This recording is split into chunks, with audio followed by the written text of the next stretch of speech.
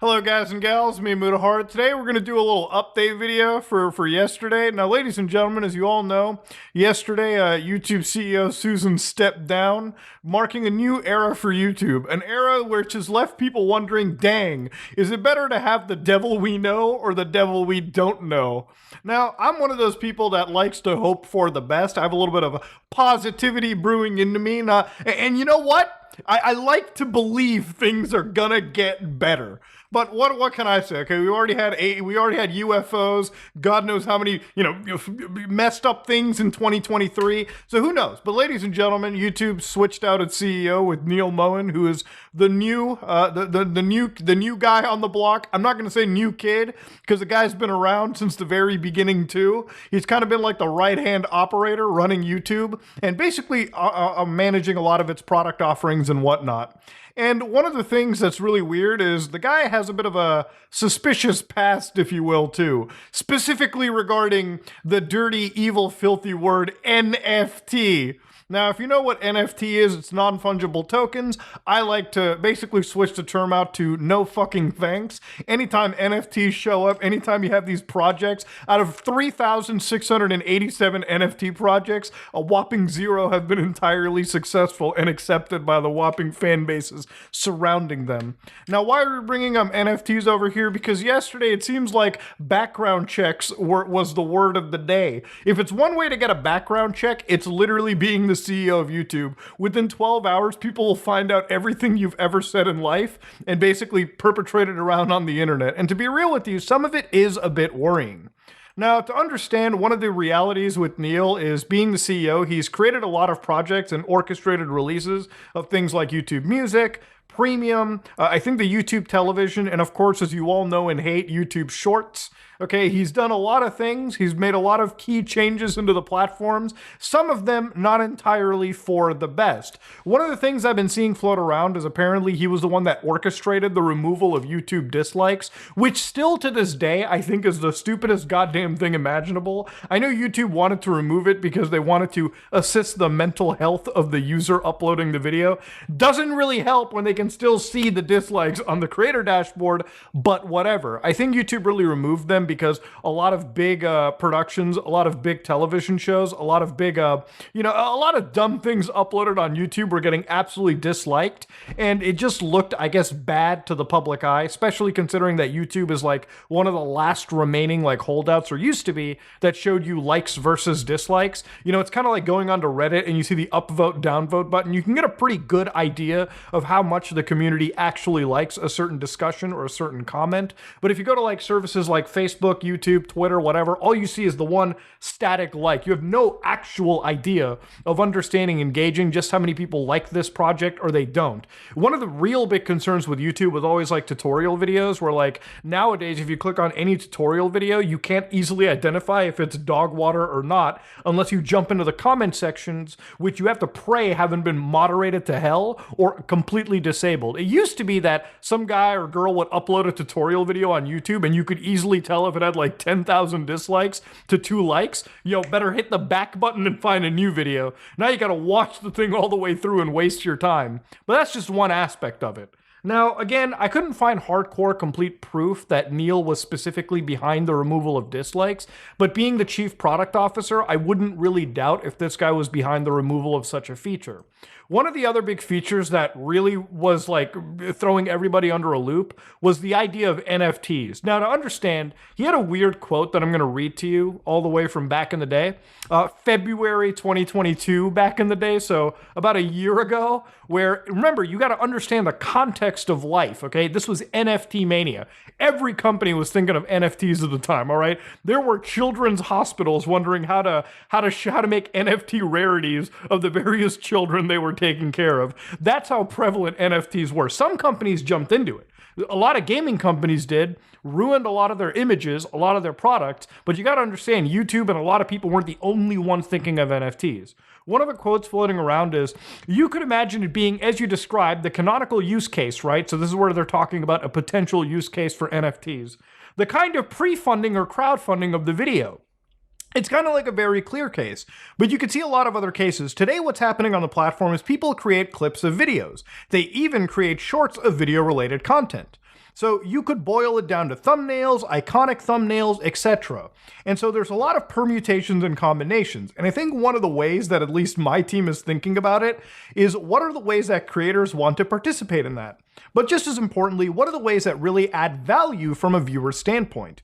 If you can partake in that, you've acquired an NFT. In your example of an image or of a clip or of a video or of a full video, how do you display that? Where could that go? What are the ways that users could actually continue to not just derive satisfaction for it personally, but also display it and things like that?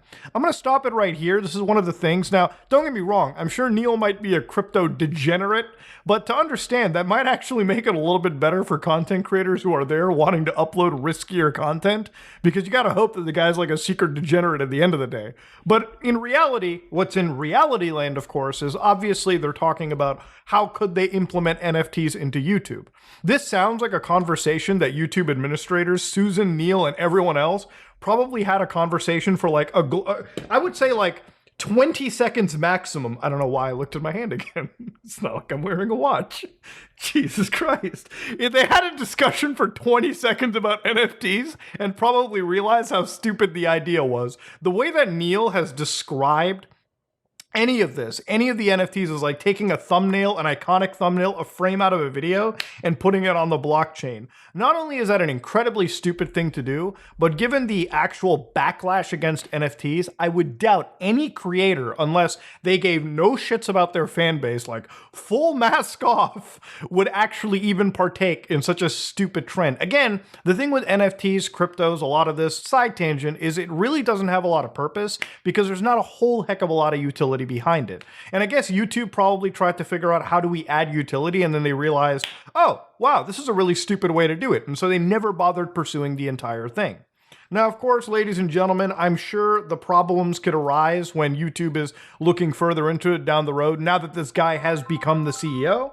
Now, of course, one of the things that I want to look at YouTube with some of the innovations they had thought of was Web 3.0, another buzzword that I absolutely hate to read. We believe new technologies like blockchains and NFTs can help creators build deeper relationships with their fans. Again, I'm going to stop it right here. This is something they mentioned in 2022, and I'm pretty sure YouTube looked into this and probably realized that they weren't going to give something tangible without a crap ton of backlash. Now again, while Neal is definitely questionable, I think he's one of the people that has apparently been alleged to lead the charge against risque content on the internet. Again, one of the biggest issues I had yesterday was like the creators having the ability to upload slightly mature content. I really hope going forward, again, while he is the CEO of the company, I'm pretty sure that the actual CEOs above Neal will probably be there to kind of wind down or sort of prevent dumb decisions from getting made, because at the end of the day, YouTube is a big component of Google, and I doubt Google wants to put one of their like cash cows in a dangerous situation. Even when you look at like Web3 technologies, NFTs, metaverses, blockchains, a lot of the companies that were heavily pushing for it have kind of rescinded them. I believe Twitter themselves haven't really pushed anything past having like Twitter blue NFT profile pictures, and even, you know, Meta or Facebook literally had to wind back most of their metaverse shit because it wasn't working out for them. I don't think going forward into YouTube, Neal or really any CEO or any executive is going to push for blockchains and metaverses and NFT stuff until they actually have something that is genuinely worth offering. Now, that being said, I really hope that a lot of these key things could be reversed. I really don't know why dislikes had to be removed. I've kind of given up on them coming back, even though they used, in my opinion, serve as a pretty healthy metric for if a video is good or not. Granted, there's bad actors that cause dislike bombs, but I think generally it was treated as a pretty good tool.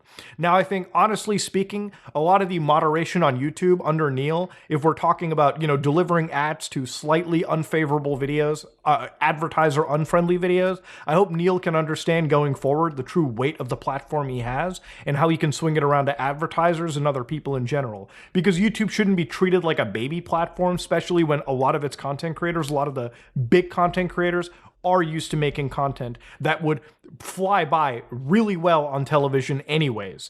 And of course, I really hope there isn't a great schism between like mainstream media news sources, big television productions, big legacy production agencies, and the average YouTuber when we're covering sensitive topics, okay? I really wish that can kind of get harmonized. I know it's difficult to do, given that there are a lot of bad actors on YouTube, but I really hope going forward, if the site is to truly succeed and truly be fair and truly allow proper expression, these things get addressed.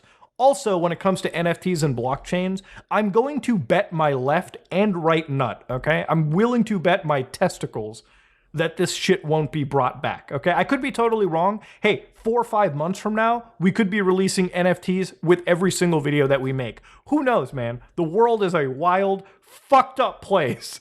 And really, I hope going forward, YouTube maintains the status quo more so than anything. But yeah, Neal's been a bit of a suspicious CEO, made some questionable choices, but then again, what CEO or executive truly hasn't? I really, really hope, given the actual backlash that has happened with a lot of this Web3 stuff, that YouTube won't be pursuing anything. But I could be wrong. Anyways, this is me, Mutahar, and if you like what you saw, please like, comment, and subscribe. Dislike it if you dislike it. We're looking at crappy PC ports tomorrow.